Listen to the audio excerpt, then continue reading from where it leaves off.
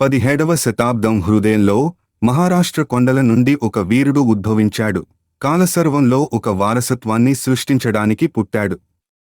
షాహాజీ మరియు జిజాబాయికి పుట్టిన యువ శివాజీ స్వరాజ్య, స్వతంత్ర రాజ్యాన్ని కలగన్నాడు.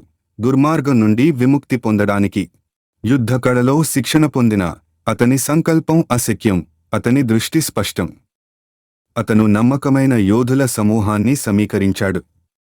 తెలివితేటలతో కూడిన వ్యూహాలు మరియు అపురూప ధైర్యంతో అతను తన మొదటి కోట త్రోణాను ఆక్రమించి మరాఠా సామ్రాజ్యానికి పునాది వేశాడు.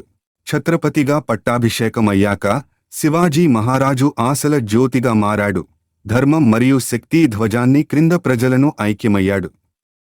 విశాల శత్రువులను ఎదుర్కొంటూ అతని ఆత్మ అశక్యం, మొఘల్ సామ్రాజ్య శక్తికి విరుద్ధంగా అతను సాహసం మరియు ఖ్యాతిలో నిలిచాడు.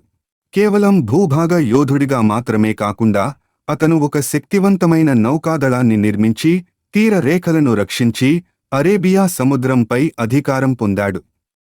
మాస్టర్ వ్యూహకర్తగా అతని సలహా సమావేశాలు యుద్ధాలు ప్రారంభమయ్యే ముందు గెలవబడ్డాయి.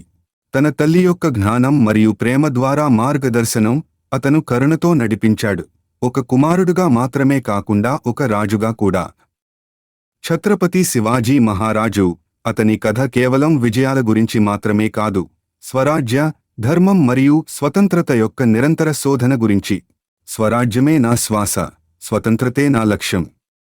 మనము మన లక్ష్యాన్ని చేరే వరకు ప్రతి నెత్తురుతో రక్షణ చేయాలి. ప్రతి కోట మన ప్రస్థానానికి ఒక పట్ట, ప్రతి గెలుపు స్వరాజ్యానికి ఒక మెట్టు. నిర్జీవ సమాజాన్ని సజీవం చేయడం మన కర్తవ్యం. పోరాటం అనేది నిదానం కాదు, అది లక్ష్యం కోసం కథనం. సముద్రం కూడా మా సింహాసనం అవ్వాలి. వెన్నుపోటు చేసే వ్యూహం కంటే ముందుగా మేము వ్యూహాలు సృష్టించాలి. అమ్మ ఆశీర్వాదమే నా విజయానికి మూలం. స్వరాజ్యం కోసం యుద్ధం మాకో కథ కాదు, అది ఒక సంకల్పం.